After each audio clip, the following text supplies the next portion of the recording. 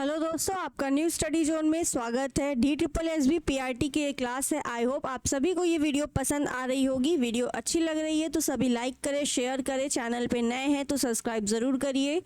Bell icon को press कर दीजिए ताकि आपको हमारी आने वाली वीडियो का नोटिफिकेशन मिलता रहे। तो शुरू करते हैं आज की वीडियो। चैप्टर हमारा 20 है, शिक्षा में समावेशन, विशिष्ट बालकों से संबंधित ज्ञान, प्रतिभाशाली व सृजनात्मक बालक। तो आइए शुरू करते हैं आज का हमारा पहला क्वेश्चन। पहला क्वेश्चन है, विद्यालयों में बैठने की व्यवस्था के संदर्भ में निम्नलिखित में से किन बातों का ध्यान रखना चाहिए। पहला है कथन, विशेष आवश्यकता वाले बच्चों को दरवाजे के पास बैठाना चाहिए। कार्य लिखते समय बच्चों को बोर्ड का स्पष्ट दृष्टिकोण होना चाहिए। कला प्रदर्शन करते समय बच्चों को पर्याप्त जगह दी जानी चाहिए। तो विद्यालयों में बैठने की व्यवस्था के संदर्भ में आपके ये जो तीनों कथन है वो सही हैं। बच्चों को बोर्ड साफ साफ दिखना चाहिए, कला प्रदर्शन हो रहा है तो बच्चों को जगह मिलनी चाहिए, पर्याप्त जगह हो। और जो विशेष आवश्यकता वाले बच्चे हैं, जैसे कि कुछ नहीं देख पा रहे हैं, ठीक है, किसी को सुनाई कम दे रहा है, तो वो बच्चे जो हैं दरवाजे के पास बैठे ताकि उनको अच्छे से विजुअल हो, ऑडियो हो, ठीक है, सुन सके वो। यहाँ पर जो राइट आंसर है वो है D, first second and third तीनों कथन आपके सही हैं। सेकेंड क्वेश्चन, किसी गतिविधि के चयन के लिए निम्नलिखित में से कौन सा मूल बिंदु है। आपको किसी गतिविधि का चयन करना है तो उसके लिए आप किन किन बातों का ध्यान रखेंगे। शारीरिक और मानसिक क्षमता, सामाजिक आर्थिक पृष्ठभूमि, छात्रों की रुचि, अभिभावकों और सहपाठियों का रवैया। तो यहाँ पर जो है आपको इन चारों कथन का ध्यान रखना होगा किसी भी गतिविधि का चयन करने के लिए। तो राइट आंसर आपका है ऑप्शन ए। नेक्स्ट, सही शिक्षा के संदर्भ में निम्नलिखित में से कौन सा कथन सही नहीं है। सही शिक्षा के संदर्भ में, यह छात्र की क्षमताओं के विकास में मदद करता है, बिल्कुल सही है, ये कथन सही है। विद्यार्थी अपनी उच्चतम रुचि को समझ सकता है, बिल्कुल। तो कह रहे कौन सा सही नहीं है, तो ये दोनों सही है, यानी कि इन दोनों में से कोई भी सही नहीं है ना। कौन सा कथन सही नहीं है, तो यहाँ पर जो राइट आंसर हो जाएगा ऑप्शन बी, ना तो एक ना तो दो, ठीक है, क्योंकि दोनों ही कथन क्या है आपके सही हैं। नेक्स्ट, 4 नंबर क्वेश्चन, शिशु विद्यालय स्तर पर सफल समावेशन के लिए निम्नलिखित में से कौन सा आवश्यक है। पाठ्यक्रम नम्य और सुलभ होना चाहिए। केंद्र का भौतिक वातावरण बाधा रहित होना चाहिए। शिशु विद्यालय कार्यक्रमों में शामिल कर्मियों को समावेशी शिक्षा का गहन प्रशिक्षण होना चाहिए।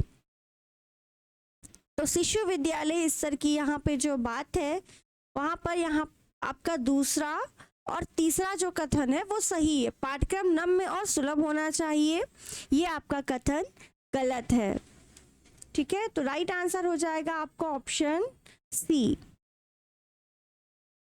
नेक्स्ट, समावेशी शिक्षा का मनोवैज्ञानिक महत्व क्या है। समूह में सुरक्षित और सुनिश्चित भावना का विकास, विविधता के बीच व्यक्तिगत क्षमता, विश्वास। तो मनोवैज्ञानिक महत्व जो है समावेशी शिक्षा का वो है समूह में सुरक्षित और सुनिश्चित भावना का विकास, विविधता के बीच व्यक्तिगत क्षमता, विश्वास, ये दोनों ही है। तो ऑप्शन आपका यहाँ पर ए राइट है। समावेशी शिक्षण के कारण व्यक्तिगत विभिन्नताओं को दूर करने में मदद मिलती है, साथ ही बच्चों के बीच एक लघु समाज का निर्माण किया जाता है। समावेशी शिक्षा का मनोवैज्ञानिक महत्व ये सभी है। समावेशी शिक्षा का अपंग बालकों को पृथकीकरण के विरोधी व्यवहारिक समाधान है। नेक्स्ट, हमेशा विभिन्न प्रकार के छात्र होते हैं। कुछ छात्र जो अक्सर कक्षा में नहीं बोलते हैं और जो आमतौर पर बोलने से पहले अपने दिमाग में विचार और प्रश्न विकसित करते हैं, वे डैश हैं। तो वो बच्चे कैसे होंगे, वो चिंतनशील बच्चे होंगे, ठीक है। जो बोलने से पहले अपने दिमाग में विचार कर रहे हैं, प्रश्न विकसित कर रहे हैं, वो कैसे बच्चे होंगे? चिंतनशील बच्चे होंगे। तो ऑप्शन ए राइट है। 7 नंबर क्वेश्चन, समावेशी शिक्षा के संदर्भ में निम्नलिखित में से कौन सा कथन सही है?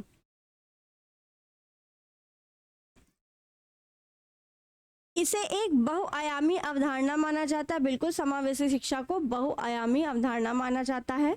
इसमें विद्यालय रूपांतरण की प्रक्रिया और बच्चों के अधिकार और शिक्षा तक पहुंच पर ध्यान केंद्रित करना शामिल है। बिल्कुल, समावेशी शिक्षा में इन तीनों का ध्यान केंद्रित करना शामिल है। तो राइट आंसर हो जाएगा option C, first and second दोनों। माध्यमिक स्तर पर विकलांगों के लिए समावेशी की योजना डैश वर्ष से शुरू की गई थी। तो ये की गई थी 2009 से 10 वर्ष।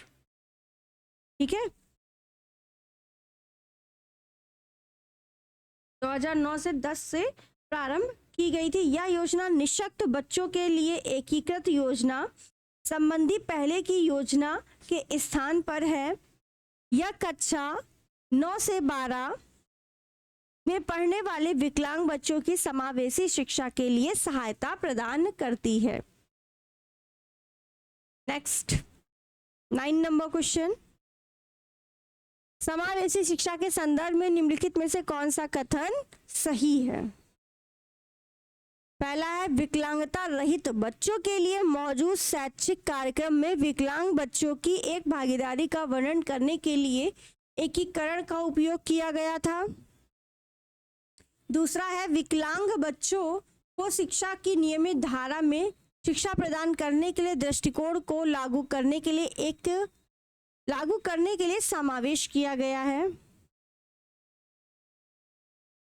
तो यहाँ पर जो राइट आंसर आपका है वो बी है। केवल एक, कथन एक आपका सही है और कथन 2 जो है वो आपका सही नहीं है समावेशी शिक्षा के संदर्भ में।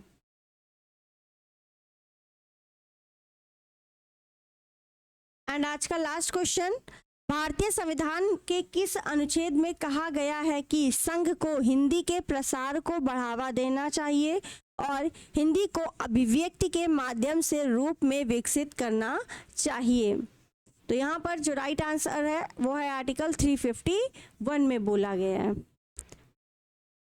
आई होप आप सभी को ये 10 क्वेश्चन समझ में आए होंगे। जिसको नहीं समझ में आए वो कमेंट में ज़रूर हमें लिख के बताएं आपको हमारी वीडियो कैसी लग रही है।